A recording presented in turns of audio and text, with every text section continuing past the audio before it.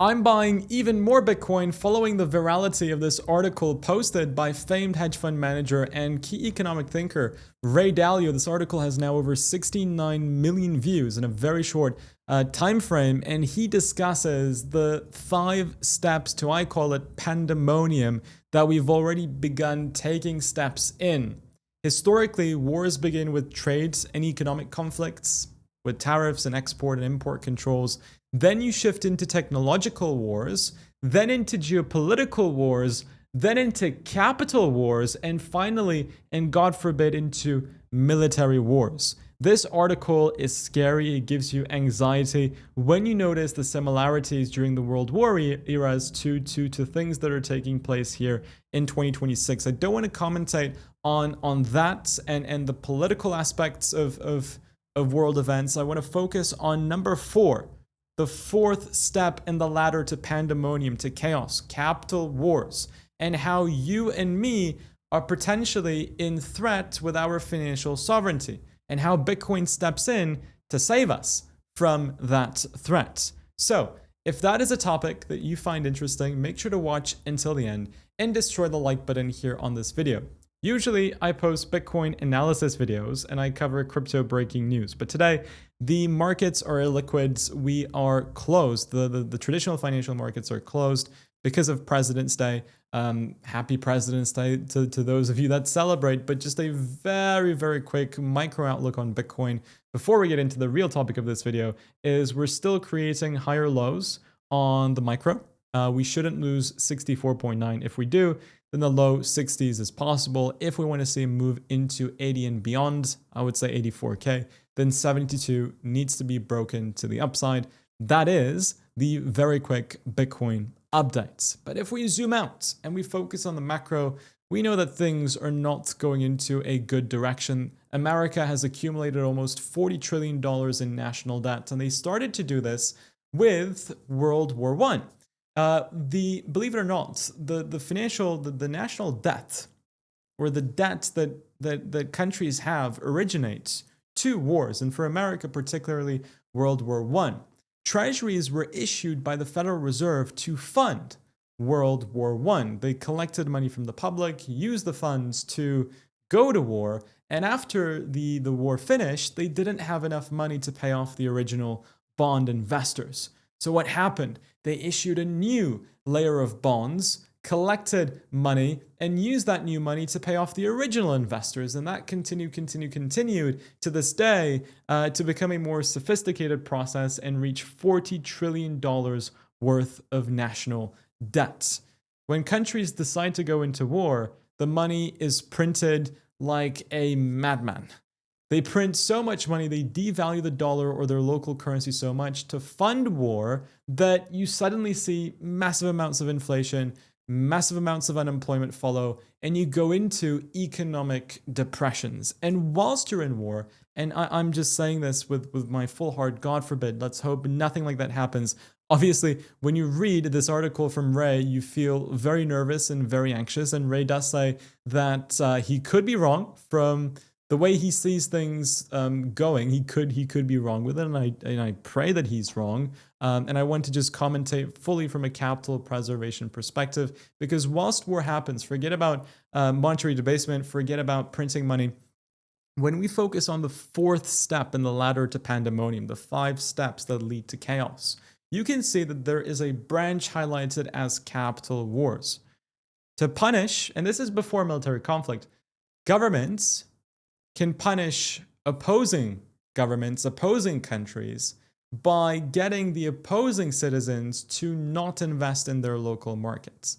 They can block investment to their local markets, and governments can punish the opposing country by saying, hey, you know what? Your citizen cannot invest in our markets anymore. Now, you, as the citizen of the opposing country, have no involvement, let's say, of the decisions that your own government is making in the context of war and conflict, but you are punished just because of where you're from. Now, that's incredibly unfair. It's incredibly unfair that your financial independence is taken away from you from your countries due to your country's decisions. And it's also incredibly unfair that countries print infinite amounts of money, devalue their currency when they go into into military wars. So how can we protect ourselves? And again, I'm just purely going to commentate from the financial standpoint of things. This is a crypto and finance channel, not a politics channel. I just want to give that full disclaimer. I found this topic to be interesting for Bitcoin. Obviously, it's a very worrying topic, but I want to commentate purely with Bitcoin. So if you're going into a cycle of huge amounts of money printing, where the dollar's supply is completely unlimited, they can print as much of it as they want to, and potentially governments can seize, or opposing governments can seize your financial assets. What are you supposed to do? For me, and for a lot of people, the answer is Bitcoin. Bitcoin is totally finite in its supply. It is totally separate from centralized control of governments, of institutions. I can send a Bitcoin or a fraction of a Bitcoin to person B who lives in country X in a 10-minute window for about 44 cents to a couple of dollars. It doesn't matter who they are, where they're from. It doesn't matter who I'm from, where I'm from, who am I. I can go ahead and proceed with that transaction, and no intermediary can block that transaction from happening. And I think that's the beauty that Bitcoin presents. Gold is seen to be a hedge in times of war and conflict, but the government can take your gold away from you like this. They've done it before. They can devalue the value of gold by manipulating its price action, or saying that, hey, you know what, you got to exchange it now for fiat currency. So gold cannot do what Bitcoin does. You cannot transact with gold when countries don't allow you to transact with gold. You cannot send gold from country A to country B with ease. Gold is just totally out of the question. Bitcoin is way better. Bitcoin offers you financial independence for the first time, full financial sovereignty that no other asset that has walked the face of this earth has done. Yes, maybe you cannot produce an iPhone chip with Bitcoin. Yes, maybe Bitcoin doesn't pay you quarterly dividends, but Bitcoin gives you financial independence, something more valuable than the latter two, from my perspective. And while we're trading at $69,000, as monetary debasement escalates, as geopolitical uncertainty escalates, Bitcoin is being treated as a tech stock, and I think it is so undervalued. And this gives us an opportunity. You and I at this point know why Bitcoin is cool, know why Bitcoin is going to overtake the market cap of gold, which is a 34 trillion market cap, and Bitcoin is sitting at a measly 1.3. We know all of these things. We see the big 20, 25, 30x opportunity that Bitcoin has on its price today.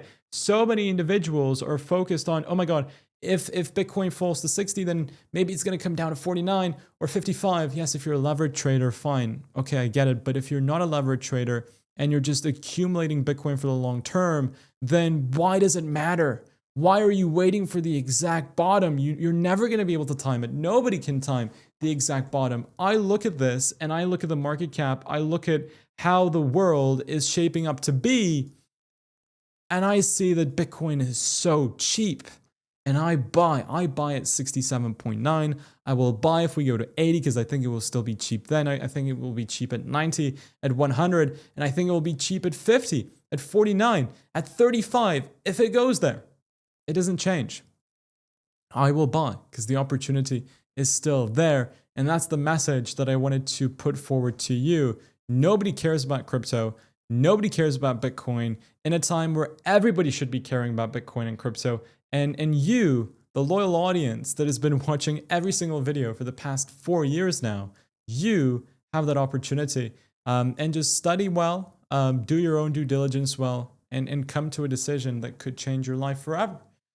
All right, guys, that sums up today's video. I hope you enjoyed it. If you did, destroy the like button. If you're looking for a place to buy Bitcoin, you can check out the links in the description to Bybit, for example, which allow you to buy Bitcoin via fiat, and our other partners linked down below too to get the best bonuses available. With that said, thank you for watching. Take care, and I'll see you all on the next one. Bye-bye, guys.